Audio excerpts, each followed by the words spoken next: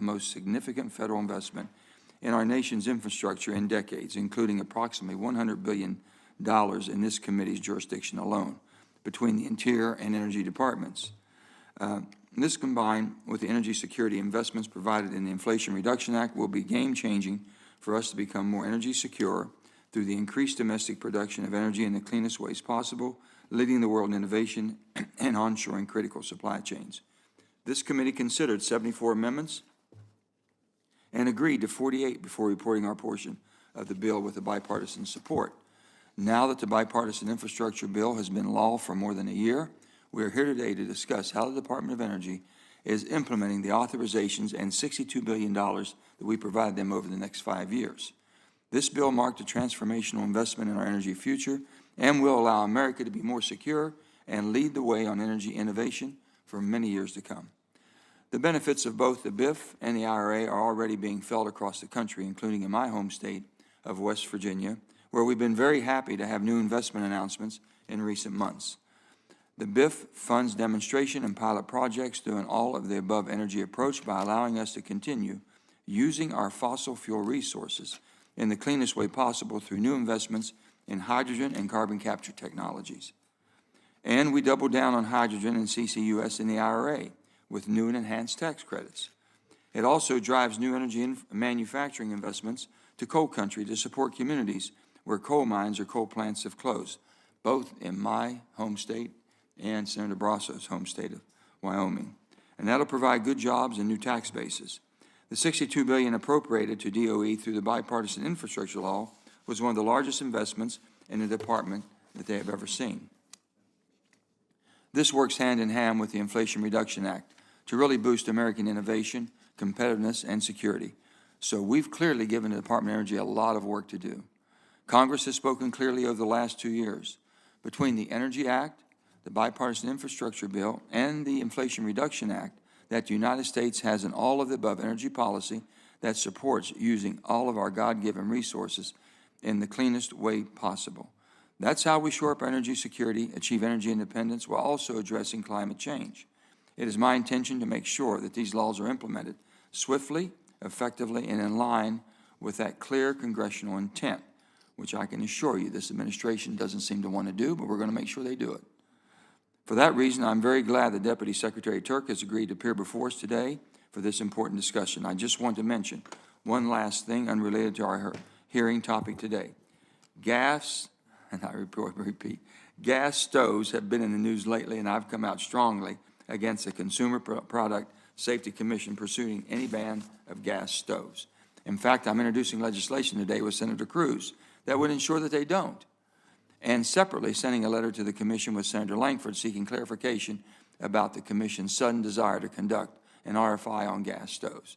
Yesterday, DOE published its first ever efficiency standard for cooktops, including gas stoves. Now, I've always been a proponent of energy efficiency, but the draft rule proposes efficiency levels that DOE says at the highest level up to 96% of gas stoves don't currently meet.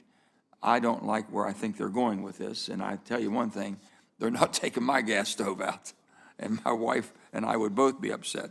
Now, I know DOE is required to write a rule on stovetop efficiencies, and that is the beginning of this process, not a final rule. But in light of a broader concerns about the administration looking to find ways, and it truly is an indication, looking to find ways to push out natural gas, which basically the rest of the world wish they had an abundant supply that we do, to have this transition that will go on in our energy markets.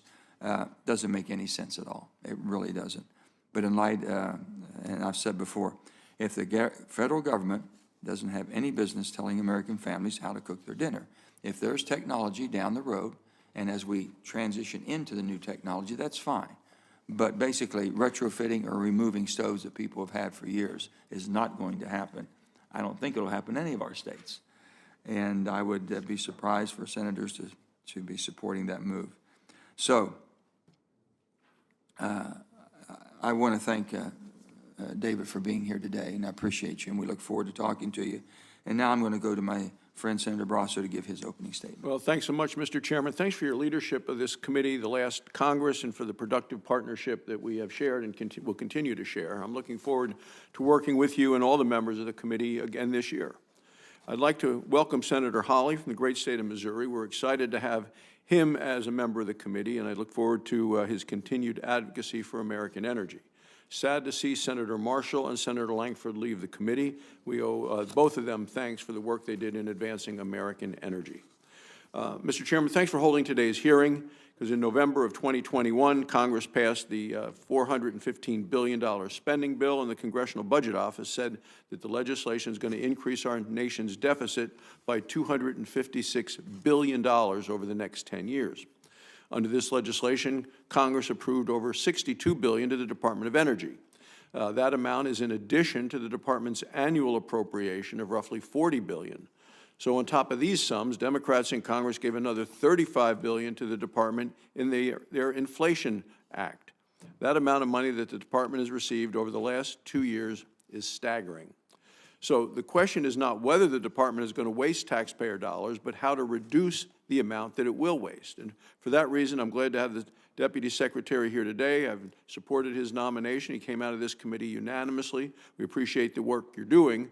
And we are all interested in learning what, if any, new controls or protocols the Department has put in place to reduce any of the waste, fraud, and abuse that is likely to come with that kind of money being spent. Last year, the Department's Inspector General wrote this committee, and she explained that she doesn't have sufficient resources at the Department to monitor the amount of money that is now flying out of the Department's doors. She stated, this is the Department's own Inspector General, stated that she anticipates substantial losses due to fraud, waste, and abuse, in part because the law expands programs with a history of serious problems. So I'd note that the legislation provided nearly $100 million for the Department of Interior's Inspector General, but it provided only about half the amount for the Department of Energy's Inspector General.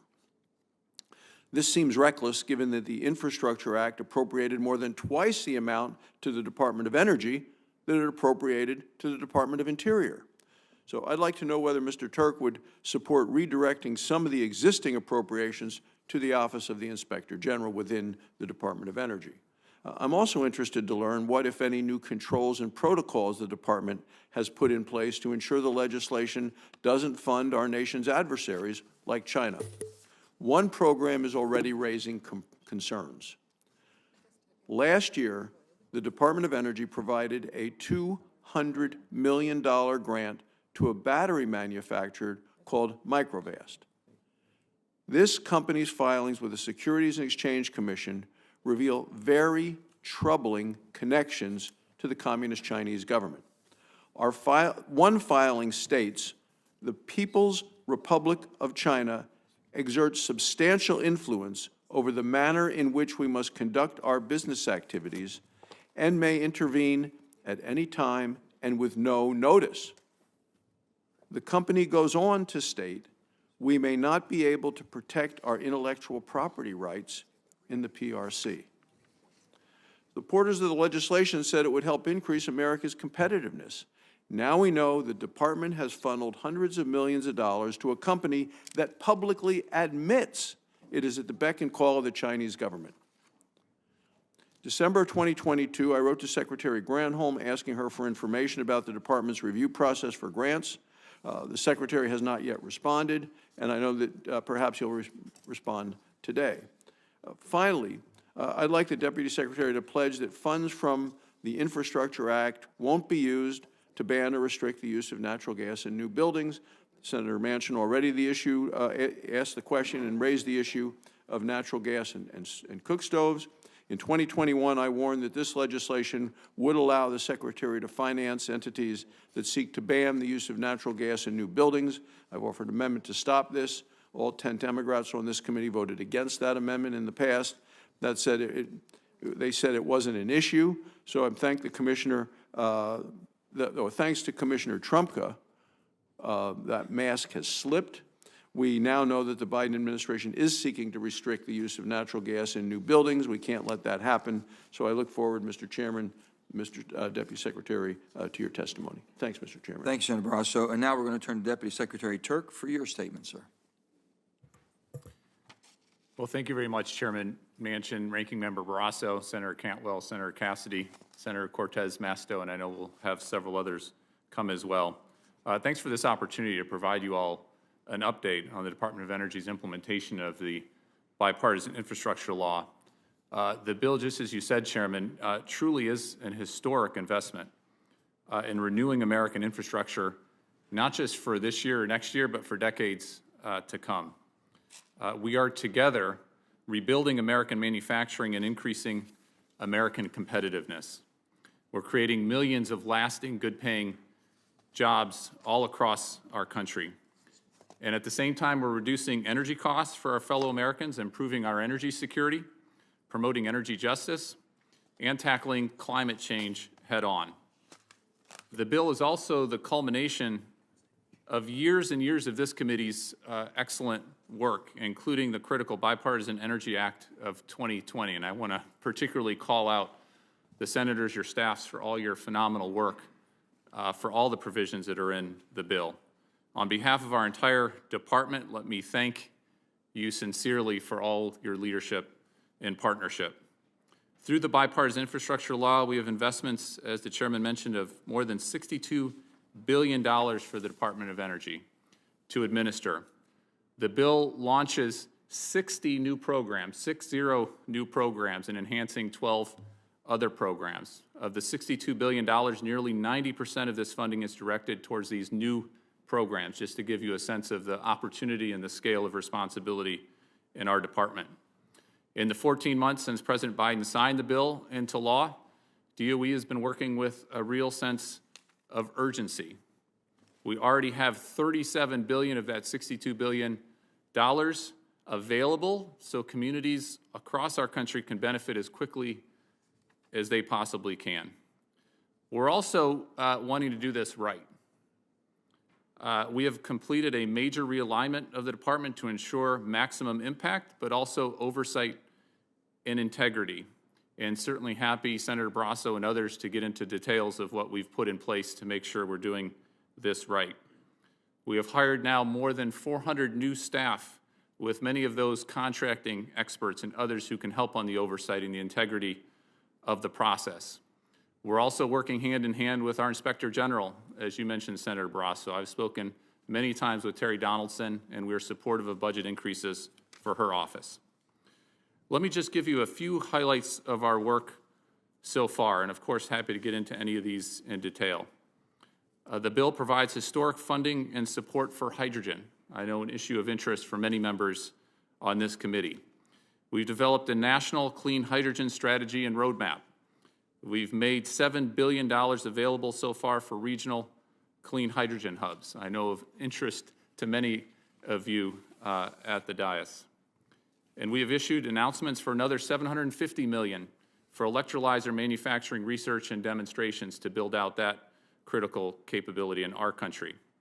We've issued funding announcements for game-changing carbon management programs, $2.25 billion for carbon storage validation and testing, $2 billion for carbon dioxide transportation projects, and $1.2 billion for regional direct air capture hubs. You put that together with the 45Q enhancements, and that's a powerful recipe for CCUS really taking off in our country. $3.9 billion so far has been made available to modernize our electric grid. $3 billion for weatherization and energy efficiency in homes and businesses, driving down costs for consumers across our country. $2.8 billion for battery materials, processing and component manufacturing across 12 states, creating more than 5,000 permanent jobs.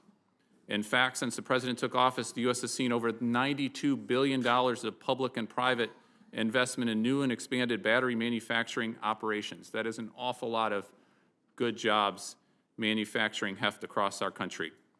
And we've created a new Office of State and Community Energy Programs. SCEP is the acronym, which is a terrible acronym, I'll admit, but we have a lot of those terrible acronyms at DOE.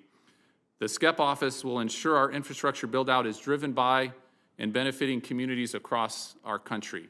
Not all knowledge, in fact, maybe not that much is in DC. We need to listen to communities about what we can do to help support them across the country with these funding.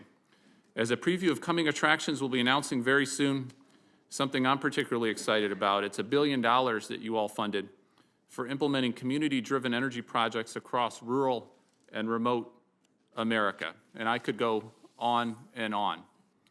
The Department of Energy looks forward to the continued guidance of this committee as we implement the bill and take on this enormous responsibility. This law provides an unparalleled and catalytic investment in our nation's infrastructure and energy security.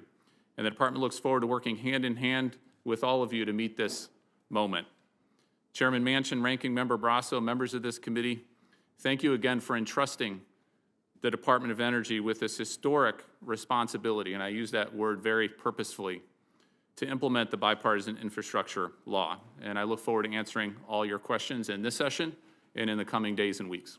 Thank you. Thank you, Mr. Turk. I'll start the questioning now. And my first question, sir, would be concerning on the EV battery supply chain. I don't think there's any secret here. My concerns, along with a lot of my colleagues, on the absolute capture that China has on this market, how we break that. But I understand that there are concerns about a company called Microvast, V-A-S-T, that was awarded a grant through the Infrastructure Law's Battery Grant Program, and what ties that company has to China. I know that Microvast also received an award from the Trump administration. So I'm hoping that you can alleviate some concerns we have about this particular company, and more globally, DOE's process for vetting applicants to ensure that we're not giving our best ideas to China and funding them to be able to take advantage of it in their marketplace along with ours. So if you can explain the vetting process and what you know about this company and what you're doing to make sure that's not going in the wrong direction. Well, thanks for the question, Chairman, and I know, Senator Brasso, you're interested in this, and we just responded to your letter on this that you should have in your inbox as well.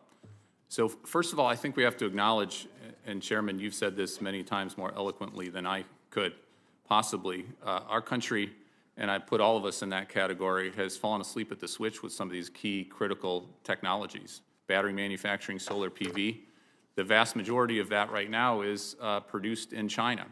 And it's not just the mining piece. In fact, what China really has a stranglehold now on is processing and all those intermediate steps. So we're in a hole right now. I feel incredibly proud to be part of a Department of Energy that has been given tools in our tool belt to really get our act together and to have a proactive, to have a robust strategy to onshore, to reshore, and to reassert U.S. leadership. So just as a kind of backdrop of where we're coming from. Well, let me just say one other thing, if I may. I'm concerned about the geopolitical risk that this administration is not basically concerned with right now by trying to push more EVs out before we're able to supply the EVs without dependence on China. That's the biggest concern I have. And this, in the recent ruling from the from Treasury, that's still paying $7,500 and has just violated completely the bill that the IRA had, where you were supposed to by December 31 to have your procedures out and policies, and they avoided that and they cherry picked it, and they're still paying $7,500. It's just ridiculous what's going on, and we're pushing EVs to the point that we're going to continue to rely on China for the supply of these batteries. That's the problem. Well, let me make a point on the EVs and then get into the Microvast and the process that we have in place on that front. And of course, we are providing technical help and expertise to our Treasury colleagues and conversations to try to help move that process along. But it's not a process, of course, that we control. What we do have are the tools that you've given us through the bipartisan infrastructure legislation to move out as quickly as we possibly can at reshoring, asserting this U.S. leadership, doing it as strategically robust and as urgently as we possibly can. So we're not in the hole that we are currently. We've got to dig ourselves out of that hole as quickly as we possibly can. As I mentioned in my opening, the vast majority of our bill grants are competitive. And these are administered by civil servants. They're done that way for a reason, to ensure integrity in the process, to ensure fairness in the process. There's an extensive merits review process where we get experts who know the industry and provide guidance when we have these competitive grants before us. We're continually improving that process to make sure all our civil servants have the geostrategic perspective of what we're trying to do here. Just as you said, Chairman, And we also have a robust process where we get intelligence officials to be part of that process and making sure that we've got all publicly available information as well as privately available information through our extensive intelligence channels. And we're also purposely taking advantage of expertise that we have in the department. Those of you who are familiar with the CFIUS process that we've been working for many, many years, we've got expertise available to help us interpret that intelligence information and make sure that we're being smart, eyes wide open in terms of what we do going forward. I'm going to tell the scorekeeper here, we're going to, with the amount we have here, we'll go to 7 minutes, okay? Until we have more members, so it won't cut you all short. If you can keep your answer a little bit short, Yeah, I will. I know this is an issue. Just tell me about Microvest. This is an issue of interest. The other thing I will say as a general rule, but these are specific restrictions that we have in place. Every applicant, not just for the battery manufacturing one that we're talking about here, the $2.8 billion, but every one of ours, every applicant has to be a domestic entity incorporated in the U.S. with a majority domestic ownership and control and have a physical place of residence in the U.S. Do you look at all, you know our concern with China and the economic war I think they're going to wage on us if they haven't already started. Are you looking at basically any ties whatsoever? Because they have ways of camouflaging minority ownership. So we absolutely do, and we're doing it eyes wide open on this. The other specific requirement I wanted to point out, again, for this grant, but other grants as well, is any persons participating, and this is particularly relevant to China, but not just China, in a foreign government-sponsored talent recruitment program, and I think many of you have heard those words before, are prohibited from participating in projects selected for federal funding. So another specific piece. So Microvast in particular was selected, and this is important where it's at in the process. It was selected to negotiate an award. There are no taxpayer funds going to Microvast or any of the other 20 companies right now. They were selected to participate in a negotiation for an award. What that triggers for us is an extended due diligence process where we look in and we also verify all the accuracy of the information that I'm going to jump to another subject right now, and I'm sure you can, there's something more I got. The $12 billion projects to deploy carbon capture commercial scale, okay? We know the CCUS is going to be, for us to meet our targets and our goals as far as emissions, and this administration continues to wage war on coal. They can say what they want to. I'm from coal country, so I know what's happening. And basically all the other things. But with that, to even come close to that, you have the wells that we're talking about are Class 6, from permit from EPA, okay? We had $12 billion to deploy carbon capture in commercial scale. The infrastructure bill provides EPA $75 million for Class 6 well permitting, including providing grants to states to take over the responsibility for permitting these wells. However, only two active Class 6 wells have ever been permitted, and at least 30 applications are pending at the EPA. What's that going to do to meet the timetables that we have? So as I said, we have a phenomenal opportunity on CCUS. Yeah, but not the way they're moving. Given us. What we're trying to do with DOE, and Senator Cassidy and I were just talking a little bit about this before the hearing began, we're trying to work with EPA. I've had several conversations with my counterpart. If y'all want. Yes. Okay. We're bringing EPA here too. I've had several conversations with my counterpart, Senator Deputy Secretary McCabe. We're engaged right now with them on technical so you know the problems that we're dealing them. with here, and we're never going to meet what we need to do with carbon capture because of the permitting process. So we understand the urgency. We're trying to work with our interagency colleagues and doing everything we can from our end. With that, I apologize. Senator Barrasso, your question. Well, thanks so much, Mr. Chairman. Thanks, Mr. Turk. And, you know, in commenting on the Infrastructure Act, the Office of Inspector General, Department of Energy has said that, quote, history is clear. When money moves quickly, so does waste, fraud, and abuse. So the question I have is the department taking enough time to review the grants to reduce the chance of waste, fraud, and abuse? It's not going to be pretty for them either. So we are certainly moving urgently because communities need this help, but we're also trying to do this right. And with the IG, we are not only trying to support the funding for our IG on the back end, but we are in extensive conversations with the IG, with her team, any lessons learned that they have about setting up these new offices, these new programs in the right way. We're spending an awful lot of time and due diligence on that. Because it does seem to be of value to set those programs up before money starts going out the door. So we are in the position of trying to move urgently and doing it right. And so we take both of those responsibilities very seriously, but we appreciate $62 billion is an awful lot of money. I came from a pretty humble background. That's a lot of money, and we're trying to make sure we leverage that as best we can. As I mentioned in my earlier statement, the department has awarded this $200 million grant to Microvast. The chairman mentioned it as well. In its filings with the Securities and Exchange Commission, the company states, and it's right here on the board behind me, that it is under the substantial influence of the People's Republic of China, the PRC. It goes on to say, our success depends on our ability to obtain, maintain, and protect our intellectual property rights.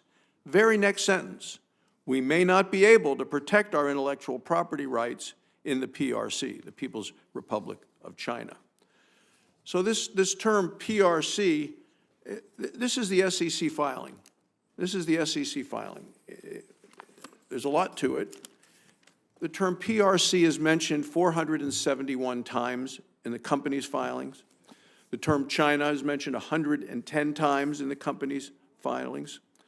So, how did the department let this happen? Did the department rush the process? I know this is long, but did anyone at DOE actually do their homework? Do you know if anyone actually bothered to read this?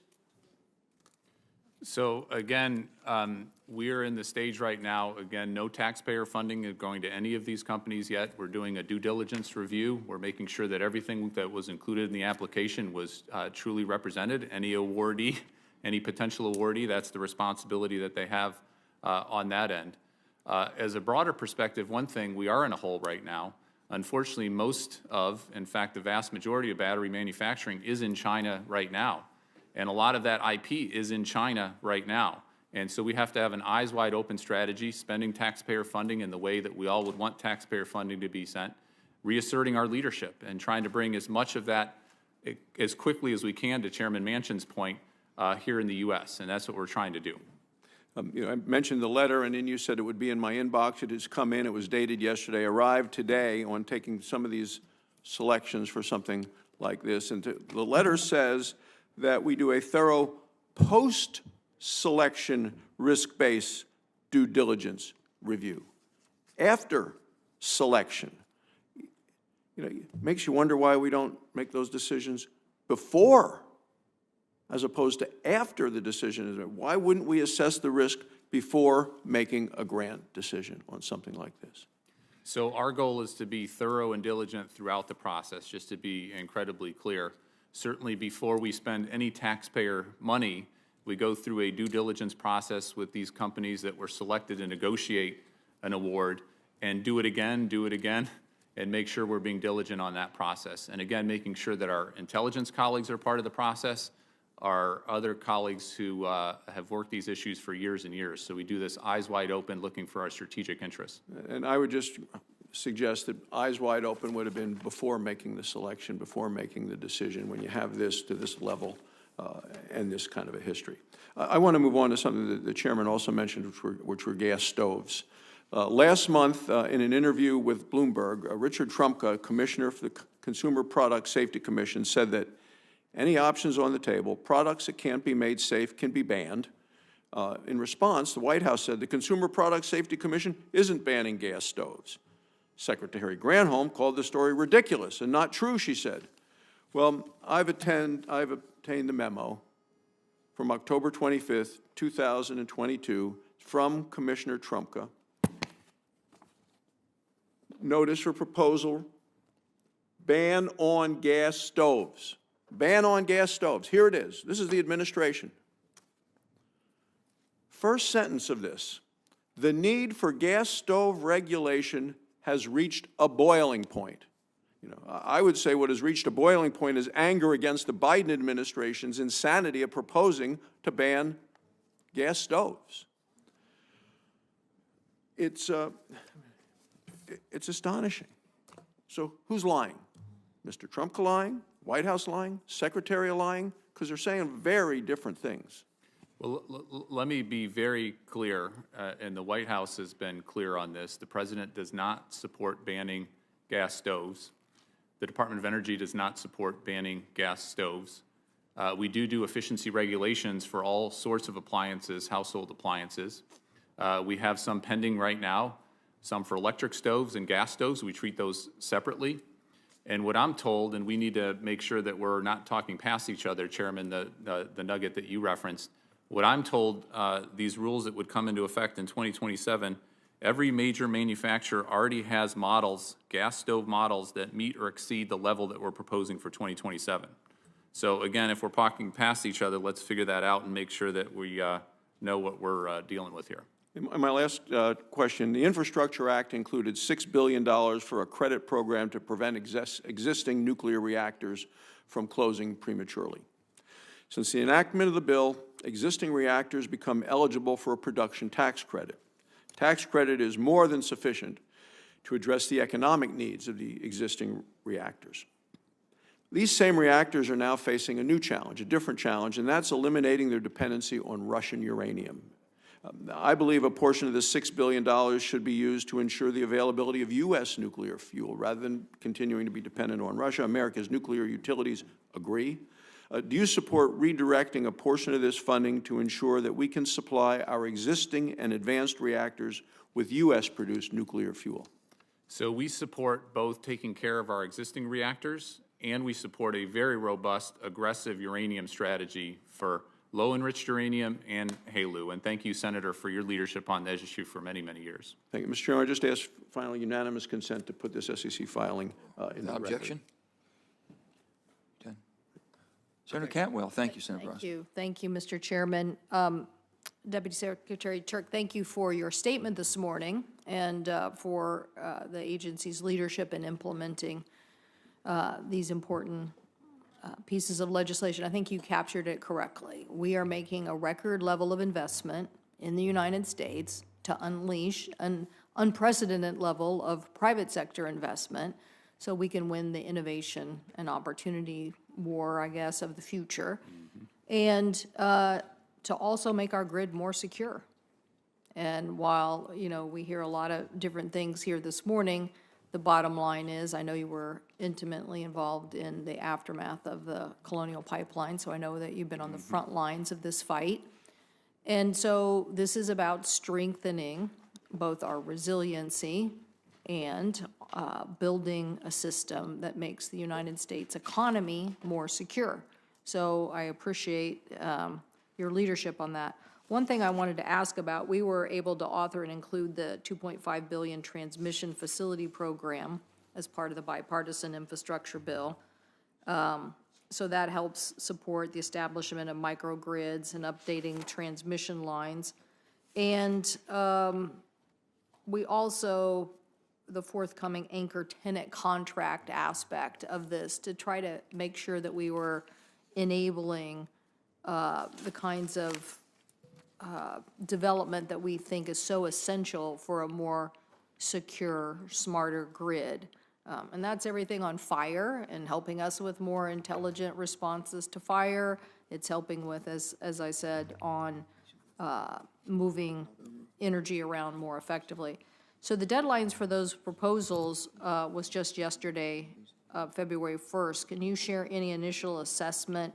And do you anticipate a second round of those RFPs in 2023? Well, thank you, Senator. Let me thank you for your leadership, not only for that particular provision, your focus on grids and transmission for many, many years, but also your leadership in the Science Committee as well. As we're deploying and demonstrating, we've got to keep our eye on innovation and science in our national labs, and you've just been a phenomenal leader. So just want to appreciate that. This transmission facilitation program, $2.5 billion, this is a big, big deal. I'm not sure people appreciate how important this is as part of the overall package of what we're doing. Part one did close just yesterday, and we're moving into part two. And I am very pleased with how things are moving along that program and happy to get into depth as helpful as appropriate going forward. But So you think there'll be a second round?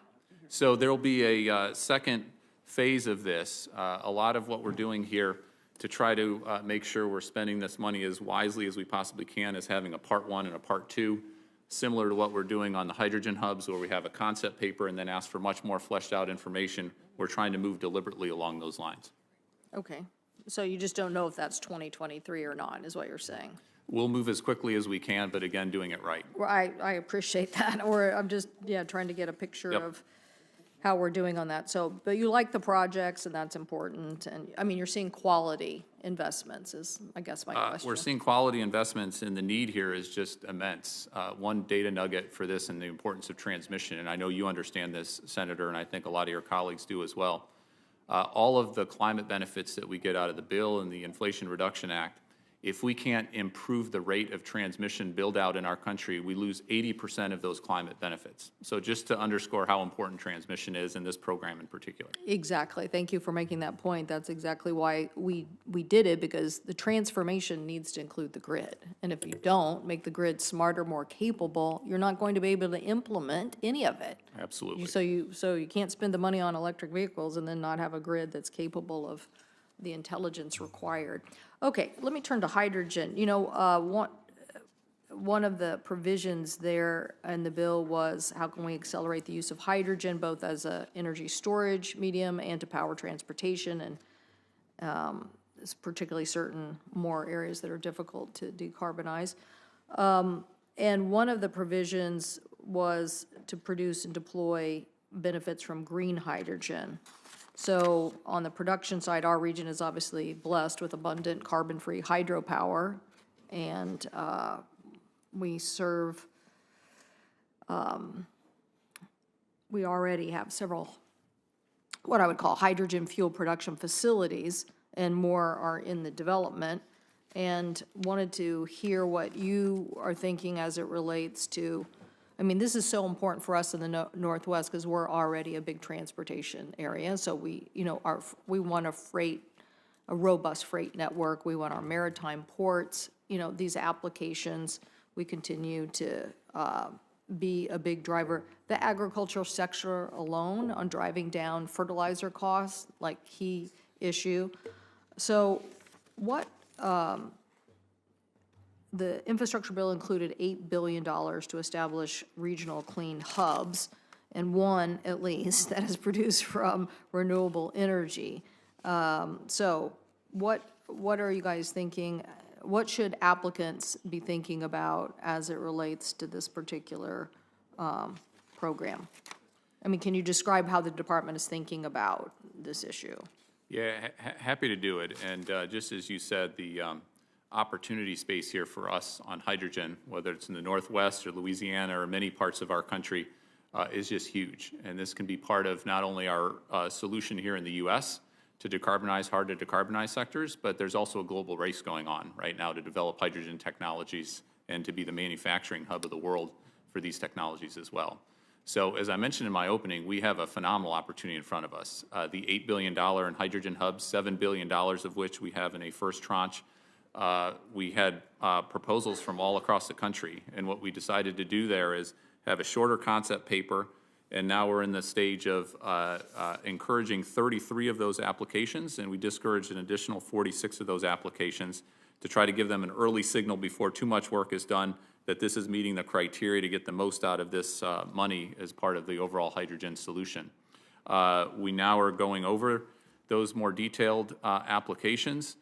April 7th is when those are due, and we'll be able to fully look at those, and we're hoping to get the funding. We're going to get the funding out by the end of this year, so we're moving quite quickly on that front. But that's just one part of our hydrogen strategy. We've got $750 million, and green hydrogen is very much part of that $7 billion. We also have $750 million to drive the cost down of electrolyzers, which are what makes green hydrogen work, and we have incredibly potent tax incentives for hydrogen, especially green hydrogen production. That's part of the Treasury tax regulations. All of these things work together. Thank you. I know I'm out of time, Mr. Chairman, but if I could just get further, I'll follow up with you, but I want to talk to you about the Advanced Nuclear Demonstration Project, particularly in our state. So thank you so much. And I just say WSU, Washington State University, is doing great work on hydrogen. It's amazing what we're going to unleash. So thank you. Thank you, Senator. Senator Cassidy. Thank you, Mr. Turk.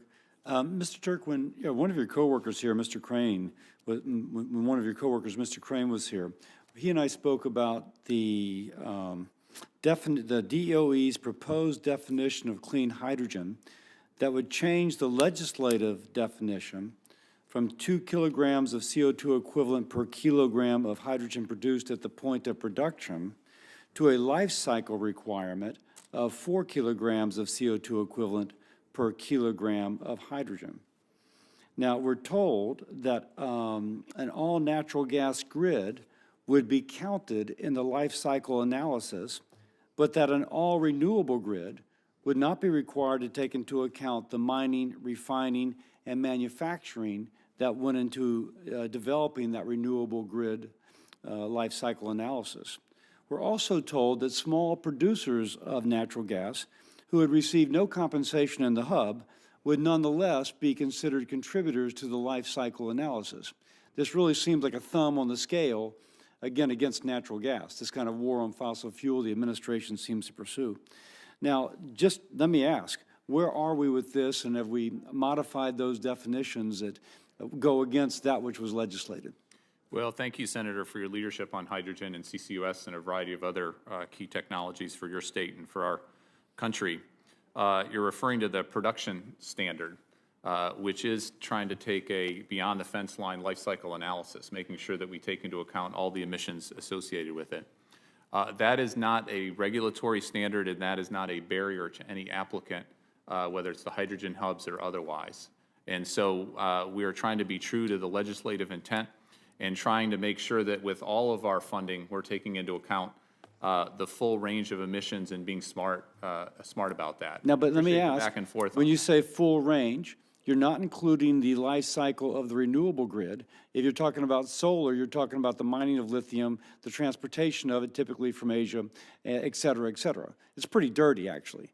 So we need to take into account all of the emissions. So is it, I know you need to, but is your current life cycle analysis still taking into account the upstream on natural gas, if it's a natural gas-fired plant, and not taking into account the mining associated with lithium, et cetera, to develop that solar panel farm? So let me talk further. You mentioned David Crane. Brad Crabtree is our colleague in charge of our Fossil Energy and Carbon Management Office as well. Our life cycle analysis should be life cycle analysis and take into account all the emissions throughout the life cycle. And so again, I don't mean to drill, but it should. That's a subjunctive. Is it? That's what I need to talk to our colleagues on.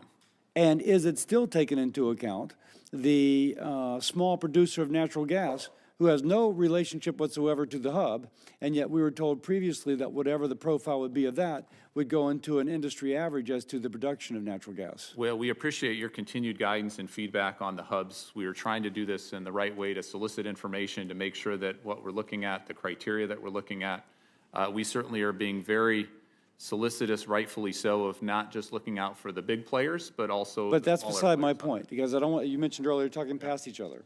Right now, we're told that on the average emission profile of the natural gas that would go to the natural gas-fired plant, they're taking into account the smaller producers, which may have not as good a profile. They're lumping it into an average, so the folks that have taken really care about this are not advantaged. In fact, again, they're being disadvantaged by including those who, for whatever reason, may not have the same positive profile.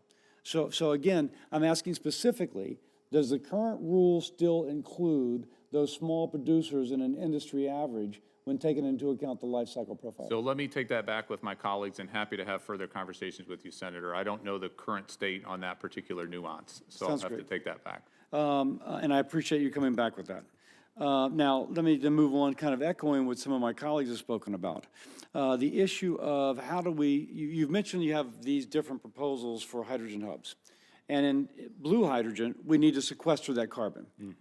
Louisiana has worked incredibly hard and collaborating with Oklahoma and Arkansas to put together a proposal. Now, on the blue hydrogen aspect of it, obviously, you sequester the carbon. Louisiana cannot get primacy. We're told that our application is actually being referred to as a model as to how to get primacy when other states come and say, okay, what format should we use? And we're told, in all due respect to my ranking member, Wyoming, which is the only state I understand, or maybe one of two that has gotten primacy, that ours, written a few years after, meets more concerns of the federal government. Theirs was good, ours is better. And we still can't get it. It's been held up for, I think, years now. And so if we're going to achieve these goals with all these great kind of, oh my gosh, don't we want to do it, and we can't get primacy, I feel like quoting Pogo. We've met the enemy and he is us, except in this case, it is the federal government. So what can DOE do to actually become, yeah, we really want it to happen, to yes, it has happened? So we have a phenomenal opportunity on CCUS. Thank you for the tools in our tool belt at DOE. We've got the tax credit, which I think is going to be a game changer, the 45Q enhancement as well. And we're trying to do whatever we can with our EPA colleagues. I've had several conversations. We have teams of ours working with EPA colleagues, trying to inform their decision-making process, and certainly happy to continue. But can that with EPA the stop this urgency. by themselves? Is there no one over EPA that says, listen, you were supposed to give us a decision a year ago last October, and yet now we're still past October, not to mention past a year ago October, and we still don't know when it's going to happen?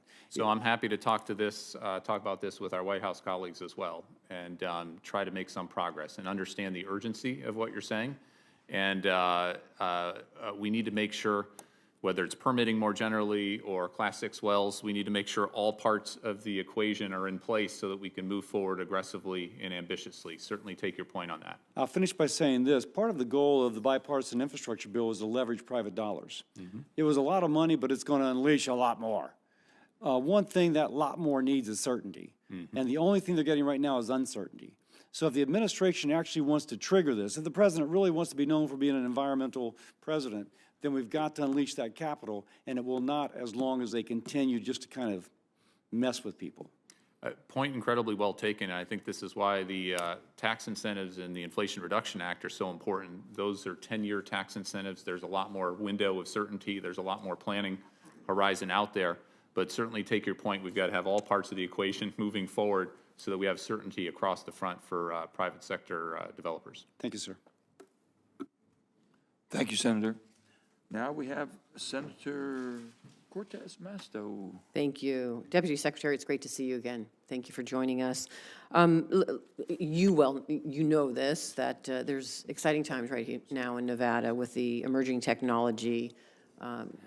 Because of it, the exciting economic boon it has to my state. I do want to talk about the battery grant program because I did work with Chairman Manchin to include the creation of that battery grant program at DOE for both manufacturing and recycling. And obviously, we have to bolster both the growth of our supply chains in North America. So I do want to associate myself with some of the concerns mentioned today about making sure that DOE is vigilant about not funding operations with connections to the Chinese Communist Party. Specifically within the language, that's why we included language that related to foreign entity of concern. So I appreciate your comments today on that, but can I just clarify what you said today? That the money has not been allocated to Microvast. Is that correct? That's right. The term of art is selected to negotiate an award, and so that negotiation and that due diligence is going on right now. And because of what you're learning today and because of what we know, there's still the possibility of making sure the money does not go, or ensuring that the money does not go to Microvast. So for Microvast or any other company that's in that category, there are 20 total companies as part of that $2.8 billion. Okay, so just verification that as we sit here today, based on your review, still moving forward, what you heard today from my colleagues, there is the possibility, based on that new information that we are hearing today, that Microvast may not get allocated So for fund Microvast from the and grant program. any other company, that is the process that we're in right now. And there's a purposeful reason we do this, selected for negotiating an award, so that we can do that due diligence, the additional due diligence. We can make sure we're learning from our intelligence colleagues. We're verifying all the accuracy of all the information that was submitted in that first selection. We're going to follow up because I want to move on here, but I absolutely have similar concerns here. So please, please know that, and we will be watching as well. I also want to stress what I have underscored with Secretary Granholm multiple times. There's a lot more interest for federal support and job creation, as you well know, in Nevada. Good domestic enterprises that can help us ensure we're less reliant on foreign competitors for our critical batteries and their components. Given that, can you speak to the timeline of rolling out the other half of the battery manufacturing funding from DOA? Because I have, obviously, in my state, there are companies like Borman Specialty Materials, Cox Automotive, and others that can reapply to help drive our needed economy in our recovery in Southern Nevada.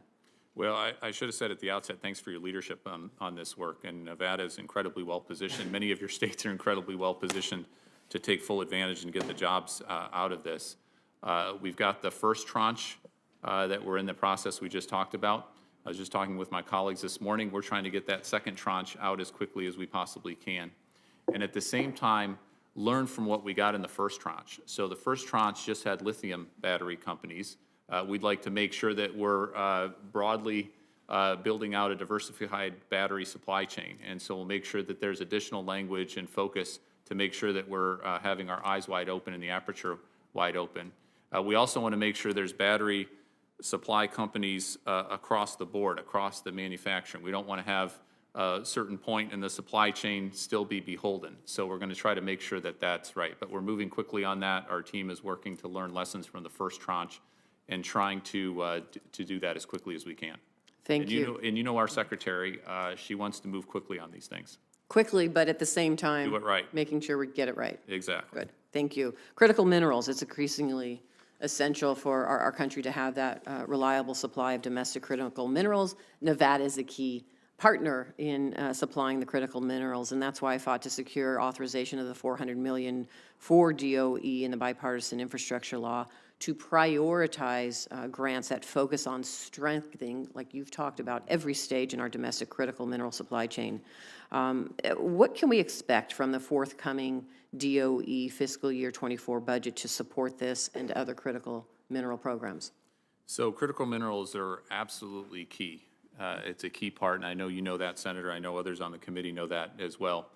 We did an extensive piece of analysis. I think it was 12 total reports. Other agencies did a number of other reports analyzing where the critical minerals are right now, not just the mining piece. And a lot of people focus on the mining piece. It's important, but it's the processing, it's the separation, it's all those intermediary stages that right now are dominated by China, just to be very clear about that. And so we have to have a robust strategy that takes that on. The bill funding is incredibly helpful here. The IRA tax incentives and other funding are incredibly helpful here. But we do think there's other things that could be done in our FY24 budget request, which we're negotiating right now with the White House.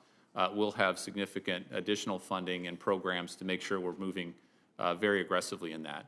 And it's a domestic strategy, but there are also key partners, whether it's Canada, countries in Latin America, others. We want diversified supply chains for critical minerals. Well, and I would hope as you move through this process, you come back to us. It's one thing to have the funding available. It's another not to have the infrastructure at all for that funding. So I'm hoping that you are talking to us about the full supply chain here. Absolutely, and we where need we your can continue continued to make guidance and investments. feedback. Okay. Absolutely. Thank you. Thank you for being here. Thank you, Senator. And now we want to welcome our newest member, Senator Josh Hawley, and thank him for gracing us with his appearance here and also being part of this great committee. And Senator Brasso? Well, thank you, Mr. Chairman. I also like to welcome Senator Hawley to the committee. We're delighted to have you representing the great state of Missouri. Excited, look forward to your continued advocacy for American energy. Welcome to the committee. Thank you very much. Thank you, Mr. Chairman. Thanks to the ranking Senator member. Hawley, and now for your questions. But if you have any comments, we're glad to have them too. Well, no, I just want to say it's great to be here. Thank you for having me. Mr. Turk, you're familiar with the Manhattan Project, I assume. I am. Are you familiar with the effects of the Manhattan Project's radioactive waste on school children in Missouri? I'm familiar with not only school children in Missouri, but we've got projects all across our country. We've got an environmental management program, about $8 billion a year that works on those efforts. Great. Well, let's talk about Missouri if we could. In the Hazelwood School District in the St. Louis area, I hope that you're aware that radioactive material has been found in Coldwater Creek, which runs right near Jana Elementary School. Are you familiar with this? I am. I've had several conversations with our team on this. Good. Well, you'll be aware then that radioactive material has been found within 600 feet of Jana Elementary School. Coldwater Creek has long been a site designated with radioactive waste and material. Again, it goes through the school district. There are multiple schools in the Hazelwood School District. There was private testing done in Jana Elementary itself, in the school building itself, paid for by private parties that found radioactive material in the building. On the basis of this, the Jana Elementary School is now closed. The school board took the very difficult decision of having to close that school. Those students have been sent home. They're now distance learning, which, as we've learned through COVID, is really not much learning at all. You've got working parents who now have kids at home, not able to learn, all closed down. I have asked the U.S. Army Corps of Engineers to do additional testing on Jana Elementary. They have refused. The school district has asked them to do additional testing. They have refused. The school district has now written to your department asking DOE to authorize testing of Jana Elementary and every other school in the Hazelwood School District. Have you seen their letter, or they sent it to you a week ago? So I have seen their letter. We've talked about it and eager to work with you and your staff on this. Okay, does that mean you'll be doing the testing? So we've had conversations, including with the Army Corps, and I don't particularly understand where the Army Corps is coming from. Neither do I. And so we're having conversations with them in terms of the jurisdictional nature of it. But happy to have conversations, happy to do right by citizens in Missouri and elsewhere when we deal with the Manhattan Project implications. Well, with all due respect, I'm not particularly interested in the conversations. I'm interested in getting a result here. These parents have been waiting for years, frankly, years, to get some cleanup done. I don't think it's too much to ask that this school district, and beginning with Jana Elementary, but the entire school district, get proper cleanup done and these kids be able to go to school in a place that doesn't have radioactive waste within 600 feet of their school or maybe in the building itself. So what the school district has asked you to do is to authorize testing immediately at the Jana Elementary site and every other school building in the Hazelwood School District. They're not asking the Army Corps for that. We've already tried that. They're asking you. They're asking DOE. So my question to you is, will you authorize it?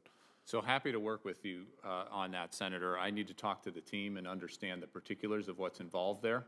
I don't understand right now the particular intricacies of jurisdiction from the Army Corps and what our involvement is. We need to have the statutory and ability to get involved in cases along these lines. So I just need to talk to the team, but happy to work urgently on it. What does that mean, you need to have the statutory ability? Unlock that for me. So the way it's been described to me is the Army Corps has been the principal government agency that's been involved here, relevant here as far as these issues go. I just don't know what our involvement is from the DOE side of things. What is our particular jurisdictional hook? What is our ability to help in this particular situation? So that's what I need to go back to our team and get an answer for you. Well, let me tell you how this sounds to the parents. How this sounds to the parents is they have for years been asking to have this site cleaned up. Then they're told that there's radioactive waste in a creek that their kids play along, right adjacent to their elementary school playground. Then they're told that another analysis has found radioactive waste in the building. Then they're told that their school will be closed and their kids are sent home. So now the parents are wondering, have the kids been exposed to radioactive material? The kids are now at home, not able to learn. And what they hear from the federal government is, and I've gotten the same runaround, oh, we're not sure, oh, we don't know. The Army Corps says, oh, I'm not sure we have authority to do any testing. You say you don't know what your statutory authorizations are. Can we get some people in a room together and figure this out so that we can get this school tested and get it reopened? And if you're sensing a certain impatience in my voice, it's because I'm very impatient about this. I'm a parent too and can certainly appreciate and understand. Well, let's do something about it. Happy to get in a room, happy to do it with the Army Corps. We got the letter just a few weeks ago. We've already had several conversations about what we can do to help from the DOE side. Well, if you got it weeks ago, I mean, why is it that you don't have anything for me today?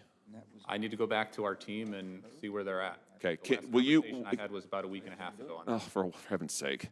Well, listen, while we're sitting here talking. Senator, if I could help you maybe on that, because I just got staff, and Sam has been here longer and seen most of this legislation, and this will not harm your time. But I was told that back when there was another senator, back maybe 20 years or more ago, transferred that authority to the Corps.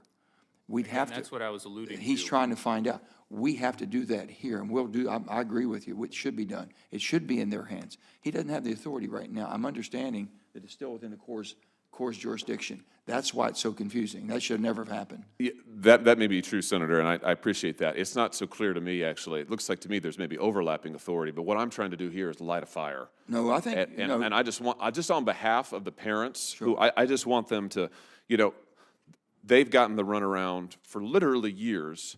I just wanted to let the record reflect that as we're sitting here chatting about this, their kids are at home not getting educated. So what I'm asking you to do is figure it out and get me an answer. And if we need to do something legislatively, we're going to do it. we have to do it. He cannot do that, what you just asked him. We can, and we must, and we should do it as quickly as possible. If you put your staff with Sam Fowler, We'll have it ready for you immediately. Well, thank you, Mr. Chairman, but I still want an answer from you. As I'd like the school district has a letter into you. I'd like you to answer that. I want to be copied on it, and I'd like to see a response. We're more than happy to make this a top priority, work with Sam, work with the chairman, work with your staff, Senator, and try to do whatever we can from our end to be helpful. And if there's legislation that's needed, great. Like this is what we do. This is what our environmental management program does. Thank you, Mr. Chairman. Thank you, Senator. And now we have Senator Kelly. Thank you, Mr. Chairman.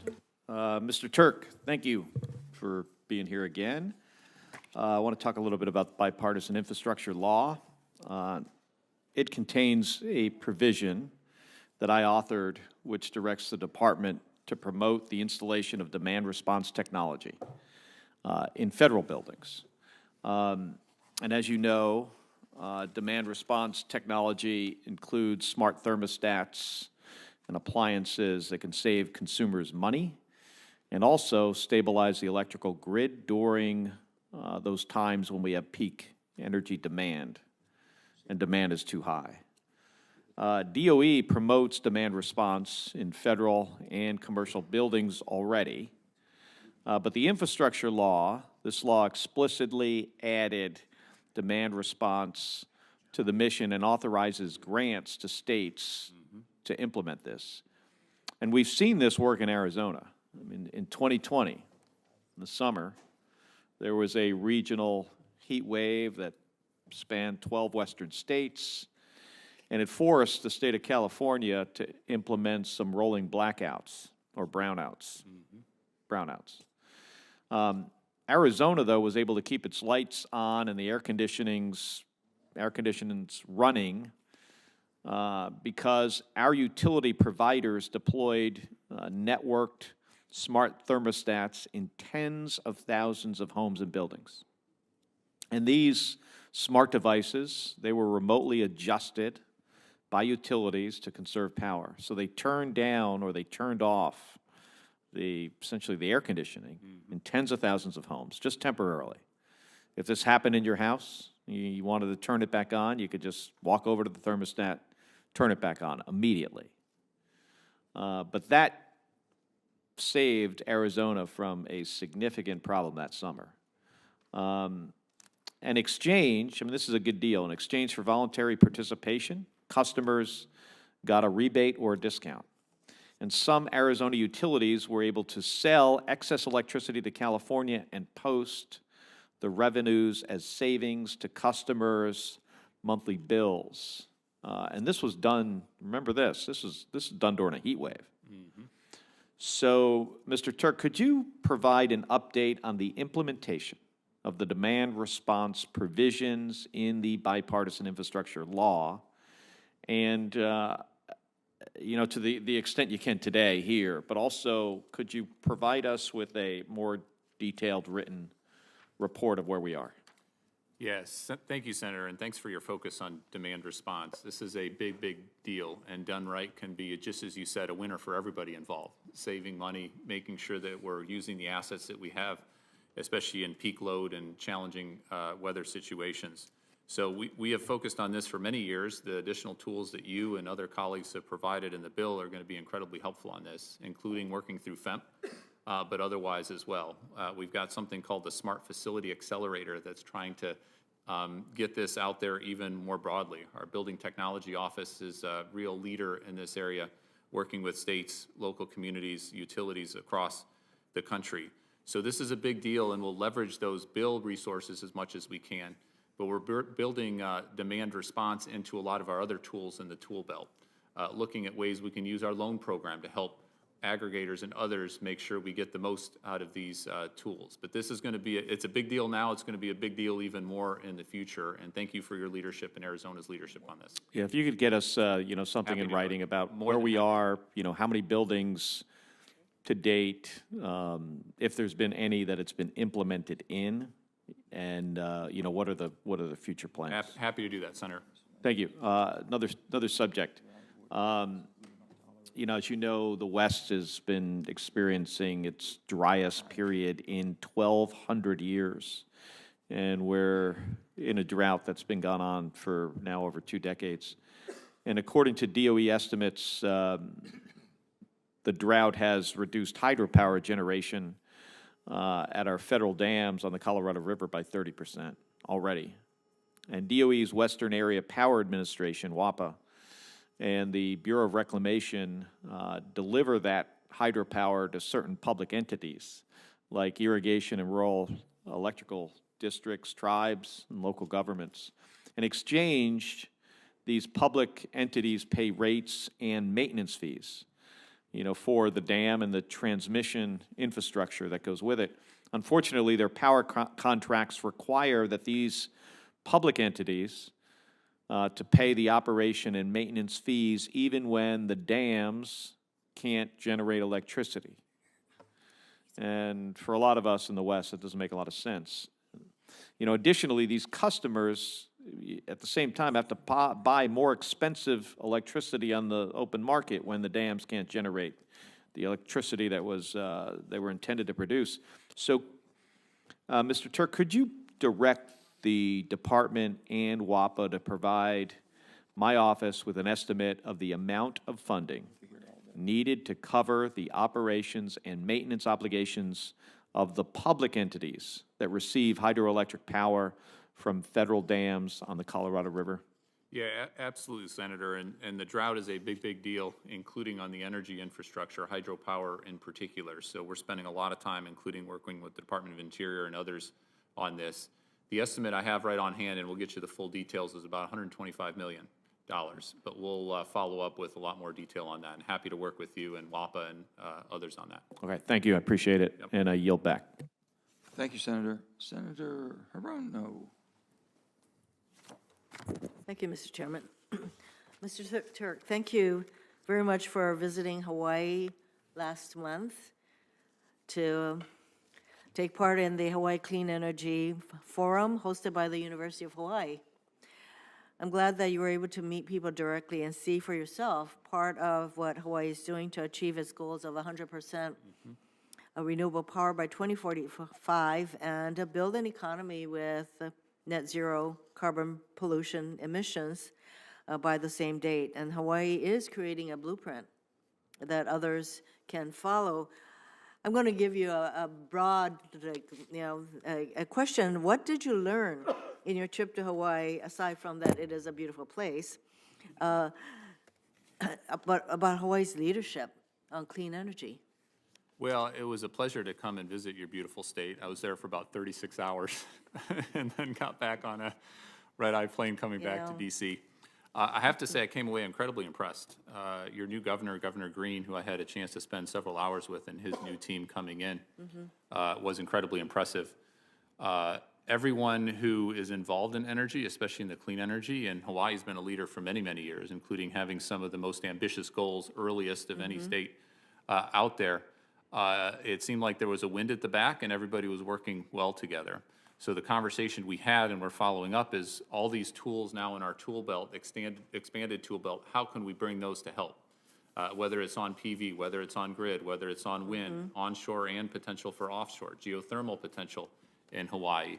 I visited an agrivoltaic site, which I think is incredibly excited to do the PV, but also at the same time grow crops.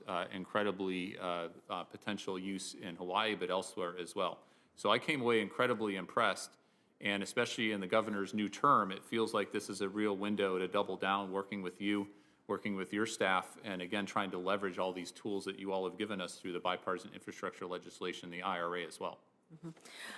We've put in a lot of money to enable states like Hawaii to get on with moving away from dependence on fossil fuel, which Hawaii has made incredible progress because we were the most fossil fuel dependent state in the entire country, and we paid more for our electricity than any other state. And all of the things that we're doing is for the purpose of not only environmental issues, but to enable us to pay far less. Part of what we need to do is our grid modernization, and as we move forward with enabling more homes to get the storage, storage units into their homes and get a rebate, or there's an incentive to that. So grid modernization will enable the homeowners to not only pay zero for their home energy, but also to be able to put energy into the system. So the grid has to be able to handle all that.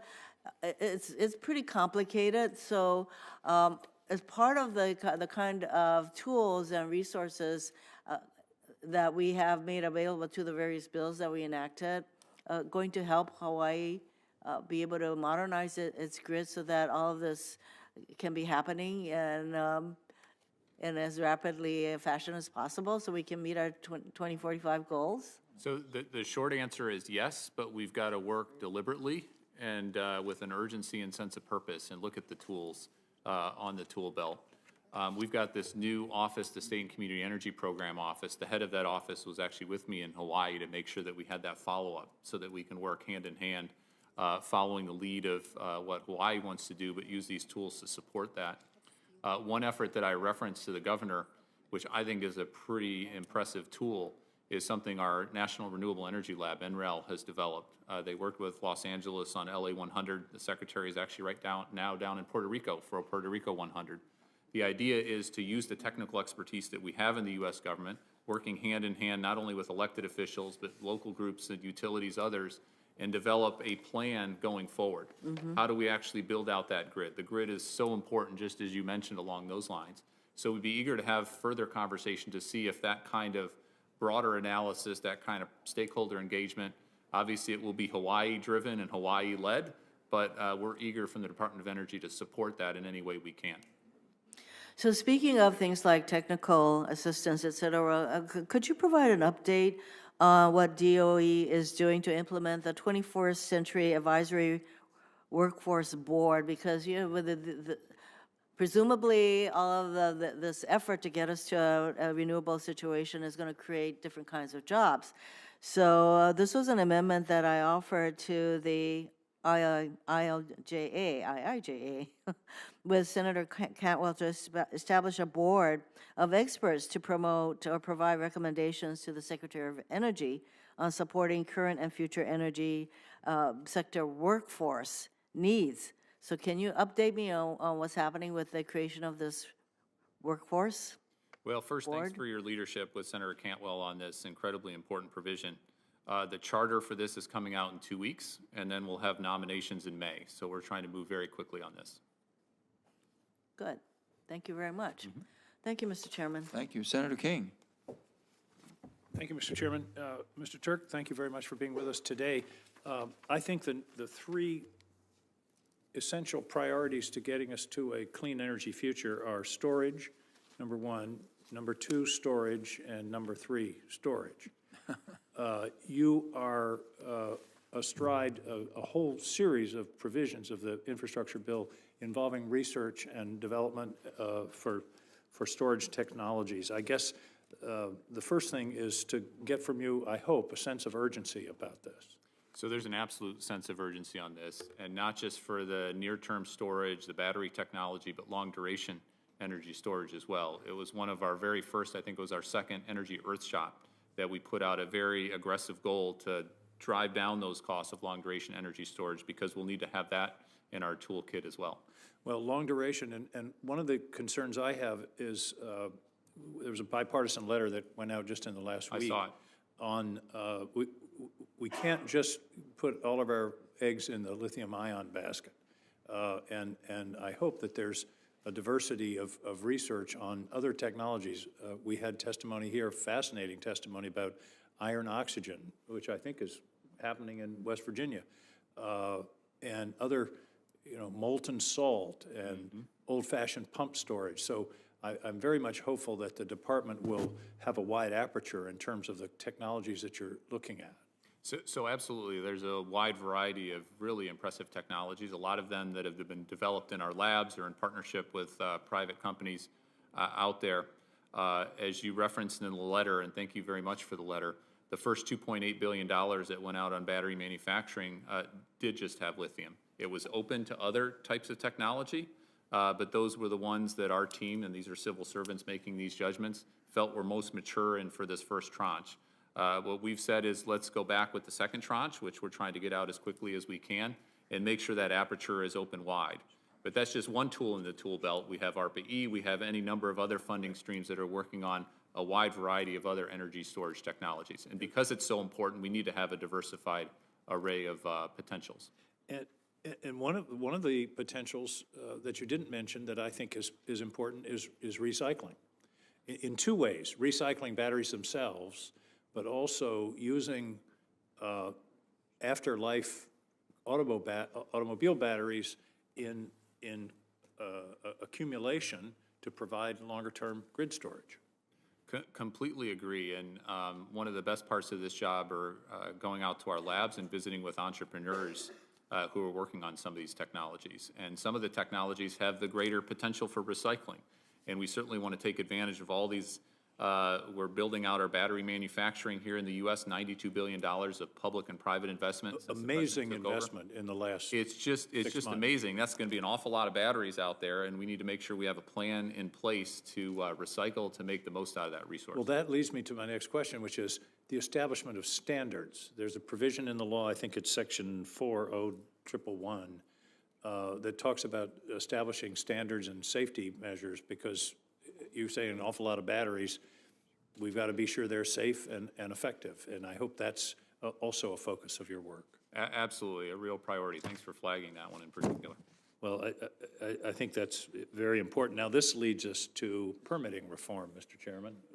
Permitting reform is, we're in a race against time here.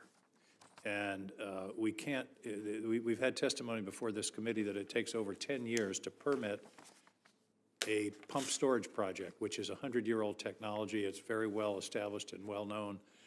We can't afford that. And the same thing goes with whether it's acquiring lithium. I did some research recently. It turns out about 70% of the lithium that we use comes from Australia. That's good. The problem is 87% of the processed lithium comes from China.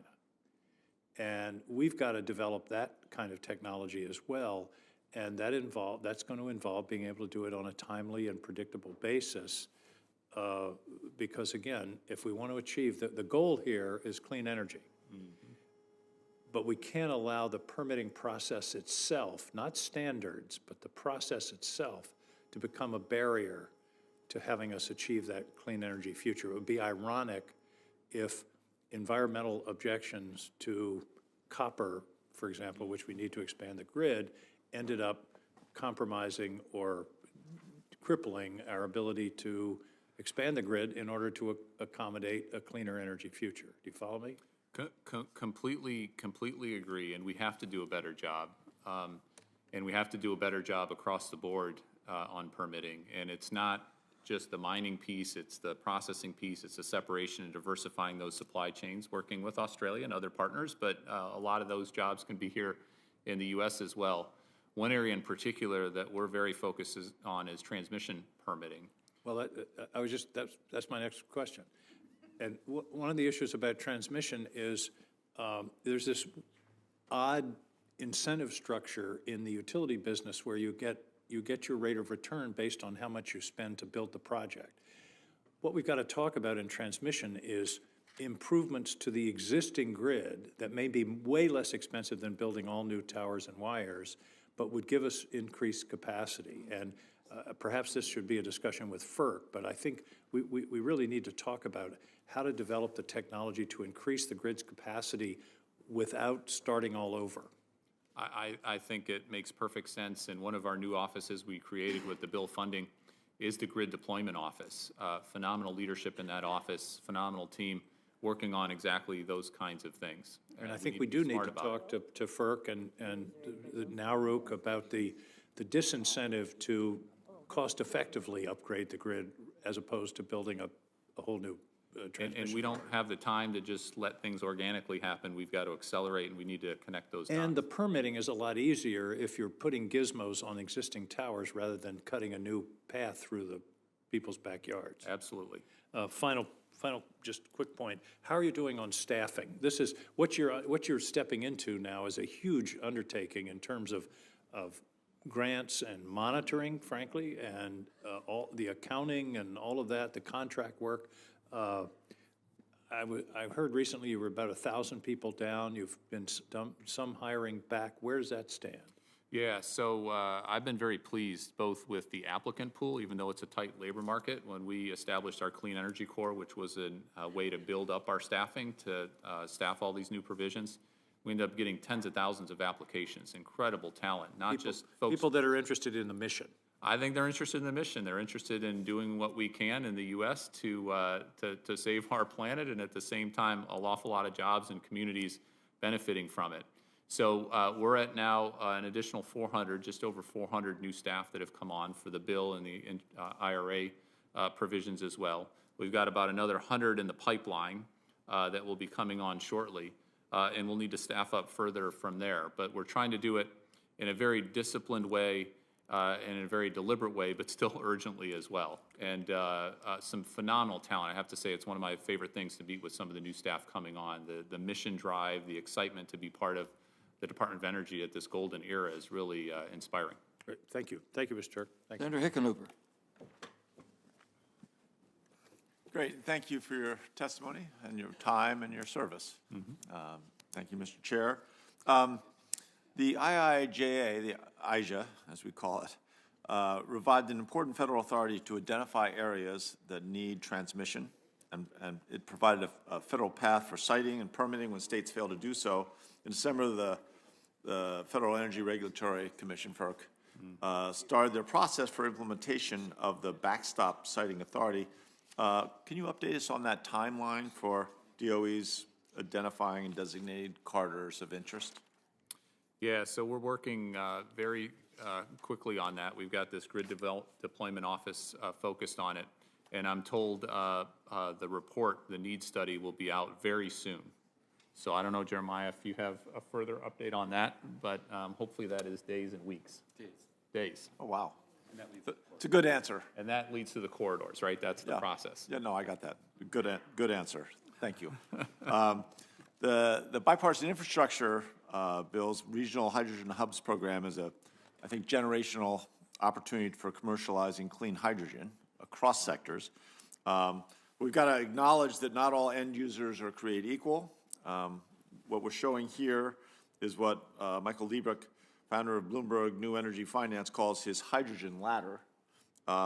It's simply one expert's prediction as to where hydrogen will find the most promising uses, taking into account both the attributes of hydrogen, but also the competition it is up against from other clean resources. Specific predictions aside, what's DOE doing to critically assess the long-term promise of different end uses when evaluating applications for hydrogen hubs? And are you thinking about supply or demand side support measures as well? So we're absolutely thinking about both the supply and the demand and the pipeline and other way to get the hydrogen around. Michael Liebrecht's a friend of mine. I've worked with him for years, and I find his ladder incredibly interesting and helpful. We're doing our analysis. We put out our report, our strategy, our hydrogen roadmap that's trying to think very comprehensively about this, what tools we have in our tool belt. We've got a lot more tools now, thanks to your leadership and others on the hydrogen front, to really move out on that. We've got the tax credit, which I think is going to be a real game changer on hydrogen as well. It's a very potent tax incentive along those lines. The other thing we've done internally so that we can be coherent and strategic is we've created a hydrogen joint strategy team, is what we've called. So there's a lot of offices at DOE that have some hydrogen tools in their tool belt, and we want to make sure it's part of a comprehensive strategy. So this joint strategy team, it's made up of dozens of people across many, many offices, is working, I think, quite well to make sure we have a coherence in the strategy, just as you're suggesting. Great. And last question. Even if we stopped emitting all CO2 today, we'd still benefit considerably from removing carbon dioxide from the atmosphere. In our most recent fiscal year 2023 appropriations bill, Congress included language establishing a pilot program expanding the kinds of carbon dioxide removal technologies that could receive federal support through the direct procurement of atmospheric CO2. How does the department plan on implementing this provision as a complement to provisions in the IIJA? Well, thanks for your leadership on that, and completely agree. We're going to need cost-effective carbon dioxide removal technologies, and there's a variety of different technologies that are potentially relevant here. And we're going to move out aggressively on that. We do have funding from the bill, the direct air capture hubs, which we're moving out quite quickly on, and appreciate your thought leadership and your guidance to make sure we're eyes wide open with a wide aperture in terms of the technology space here and trying to be smart about that funding. Right, sometimes when you start off in that slower rate, you can actually have your eyes dilated and you get more, I guess you see more color saturation, is what some people would say. And one of our Earth shots is exactly to try to accelerate and compress timelines and use all tools, including ARPA-E and other parts of our DOE offices to be helpful in this space. You're either going to have a great time or you're going to have a really hard time. We've got to work it. We've got to work it day in and day out. You have no choice. Thank you. Absolutely. Yield back to the chair. Okay. Thank you, Senator. Real quickly on that, when do you expect to make some of your announcements on the hydrogen hubs? So the hydrogen hub timeline is we've done the 33 encouraged, 46 not. April 7th is when the full applications are in, and then we're going to make selections no later than Q4. But as you know from our secretary, she's going to try to move that timeline up, but do it right. Gotcha. Real quick, I just have a couple questions, if I may. The infrastructure bill provided $300 million for DOE's carbon utilization program, which includes projects to commercialize innovative uses of coal. The CHIPS Act also authorized coal innovation projects at DOE. We know that coal has so many values to it, not just for burning, creating a fire and heating, making steam to produce energy. As DOG projects have shown, coal and waste coal can be used to produce graphite for batteries. We know that. Metal composites, building materials, rare earth elements, and other essential products that are going to be needed for the construction, defense, and energy industry in more sustainable ways than the traditional methods of being used today. However, the DOE recently terminated some promising projects to commercialize new uses for coal. It seems like they have a hard time accepting that coal has more values since they want to eliminate it. DOE has said there's a lack of funding for these projects, despite the hundreds of millions of dollars that Congress has made available. So my question would be, will you all continue to support commercialization of innovations, uses for coal, including from newly mined coal or from coal waste, which we have a commercial project now. Rare earth minerals are being extracted from coal waste. It's already been mined. You don't have to do anything. Just clean it up. And are you all going to ensure that funding from the infrastructure bill and the CHIPS Act will be used? Well, rather than just basically saying you're not going to do it. Well, and you know, Senator, we've been working as a department on this, including our NETL colleagues that you know very well. Very well. Brian Anderson and the team there. Yep. And we've got a whole team, the Minerals Sustainability Division in our Fossil Energy and Carbon Management Office focused on this. What I'm told is we've got 4 smaller pilot projects out there, right, and there's plans to try to build from that. So happy to talk further with you and your staff to make sure we're going forward in a way that makes sense. I just think what we have to do is, you know, I've always talked about use all the above energy that we have and all the resources we have. We've been for far too long out of sight, out of mind, asking other parts of the world to do what we consider the dirty work that we wouldn't do for ourselves. And we do it better and cleaner and more environmentally correct than any place else in the world. And we're in denial. So I would hope, and I'll be talking to Secretary Granholm more about this and the White House. The other one I have, that the White House recently issued guidelines about greenhouse gas emissions are considered for NEPA reviews. One of my concerns with this guidance is that it clearly it really favors renewables over fossil projects. Let me be very clear. This administration has misaligned the purpose of the IRA. IRA is for energy security, and it's been touted as, from the administration, as strictly an environmental bill. I don't know if people know, you cannot put a windmill up unless you're extracting. You cannot put a solar farm on BLM lands unless you're extracting. We have to have fossil fuels in our mix and be fossil fuel independent, rather than asking Iran to produce more oil to bring the market prices down, knowing it has an global effect, and we're saying, oh, well, let's ask Iran, the most prolific terrorist supporter in the world, to give them more resources, to do more destruction to humankind. It makes no sense. But on that, we seem to be fighting this continuously. And all we're doing is saying we do it better than any place in the world, and if we do it, replace dirty fossil from around the world with our clean fossil from the U.S., that's a tremendous, tremendous support of the environment, and I would like to think we take a balanced approach. The guidance says agencies should accelerate permitting for projects that have no emissions or that reduce emissions, and the guidance provides only solar and wind projects as an example. You don't even talk about, you know, the fossils that can be reduced with carbon capture. So I guess, how do you look at NEPA reviews for grants and loans, and are you going to give carbon capture the same as you do for renewables? Well, thanks for the question, Chairman, and I should say a big thanks, certainly on behalf of the department, frankly, the American people, for all your leadership, not only on the bill, but the IRA and the energy security You know how benefits. frustrating it is to basically have a piece of legislation that every Democrat voted for and see the administration trying to change the implementation of it? You know how frustrating it is to go and fight the way we did and have to then go back and fight our own administration to do the right thing? Well, just to put it on the record for myself and our department, the energy security benefits, the affordability benefits, we're seeing benefits already from the IRA and the bill all across the country. Well, how about the which world? is just, What's the, and if you can talk about this, David, about the interest that the rest of the world has in the United States. We came from last as far as our investments and being responsible that we could do things more innovative and creatively to first. And now, because I heard from all of Europe, trust me, I'm hearing I know from you're Europe. hearing it, I'm hearing it. I think, frankly, there's a jealousy. And that's a good motivator for others to get their acts together as well. Yeah. And we're seeing that in Europe with President van der Leyen and others. We need to race to the top. And you, through your leadership, has put us in the Well, lead. all of us here. Thank you. Yeah, and the bottom line is that we met with the European Union yesterday in my office and letting them know that, you know, we want to do things. The thing I was discouraged, we could not, being the superpower of the world, we could not help our European friends and our neighbors and our allies quick enough when Putin weaponized the energy that he weaponized against them, tried to destroy their economy, harm their citizens, and we have to be in a position to do that. That's why we said, let's do a piece of legislation that uses the resources that we have in the cleanest fashion to be energy independent, using fossil, the horsepower we have, investing $369 billion, $360 billion to create the new technology, less carbon, if you will, but also not replacing what we need now until we have the other that'll do the job.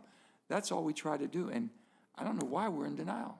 Well, my hope is we're going to have such cost reductions because of all that you've done, other committee We're members have accelerating. done. That is going to help us not only in That's the U.S., maturing. but it's going to help the rest of the world, including the developing countries in the world who need these technologies so that they can have energy, they can have the benefits I want to of put this on the record, too. When I was meeting with all the Europeans, I said, listen, I didn't fault you all when you all went down and you went cap and trade and you went carbon pricing. It didn't accelerate the innovative and creative spirits it would take to fix it. Once the pricing got into the market, do you follow me? It was accepted. absolutely. This is what you're going to pay. This is the cost of the product, and it was all accepted. We took the carrot and the stick. They used the stick for years, and we're not able to mature and accelerate quick enough.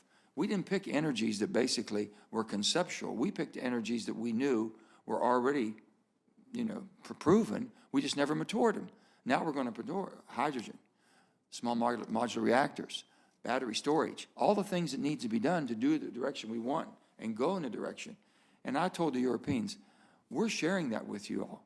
We'll share it with you. If you can come to, innovative and creative opportunities quicker than we, you'll share it with us. We did this because we were not able to, I think, that to be able to perform our responsibilities as a superpower of the world to help all the freedom-loving democracies that we have to support and we've taken an oath to.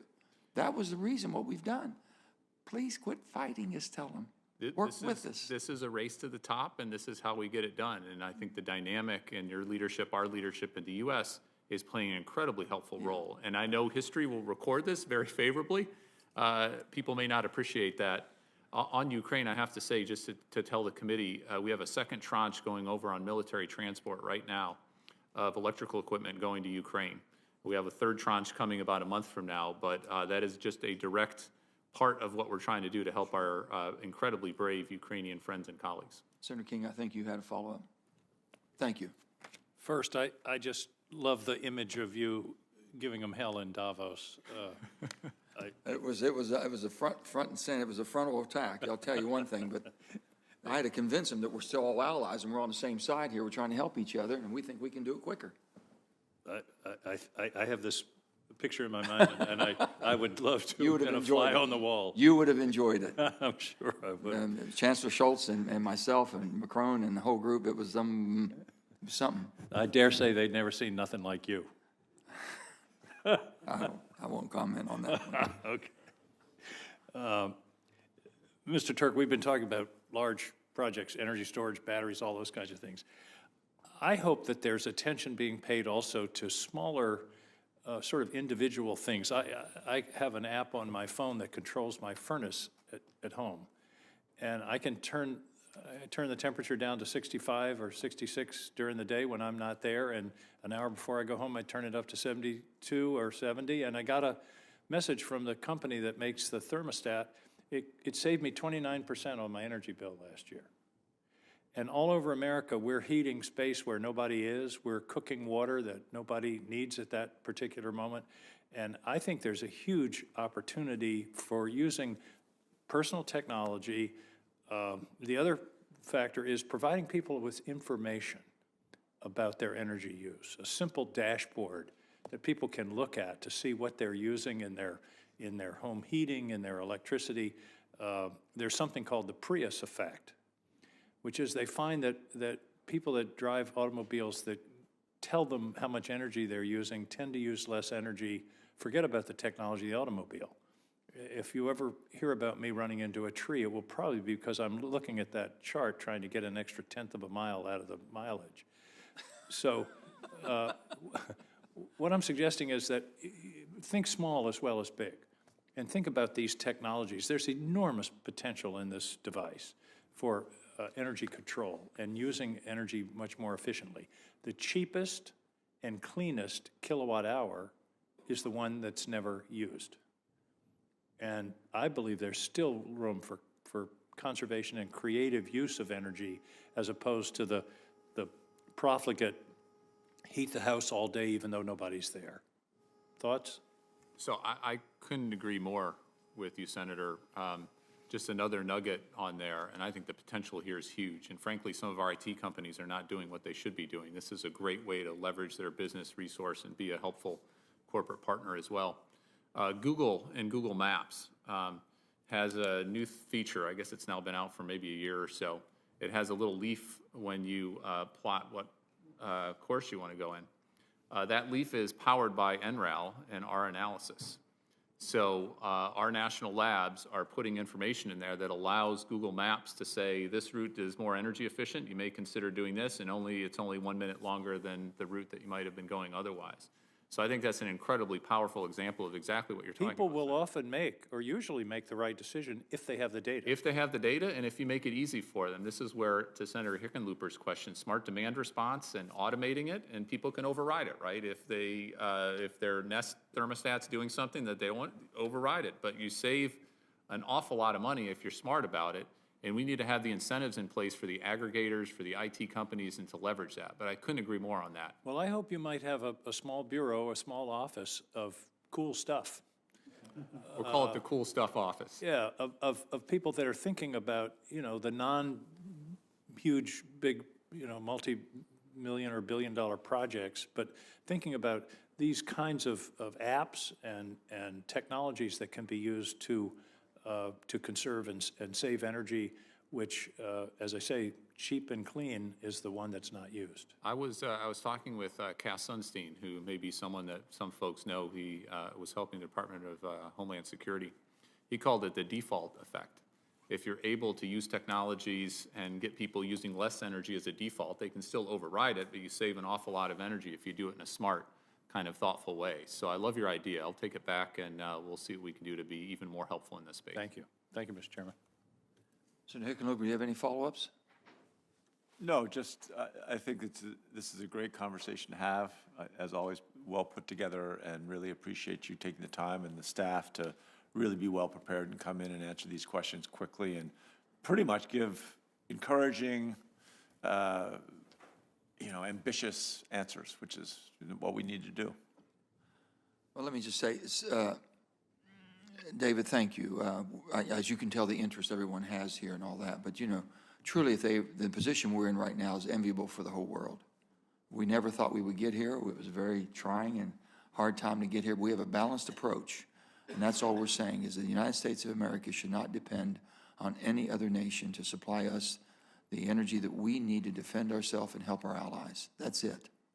What we should be is that continue to be a leader. If you want to be a superpower, you better be energy independent and secure, and that's what we're trying to do. So please tell my dear friend, Secretary, that we're all in this together. We're all working together, and we'll make it happen. I can tell you have the support from this committee.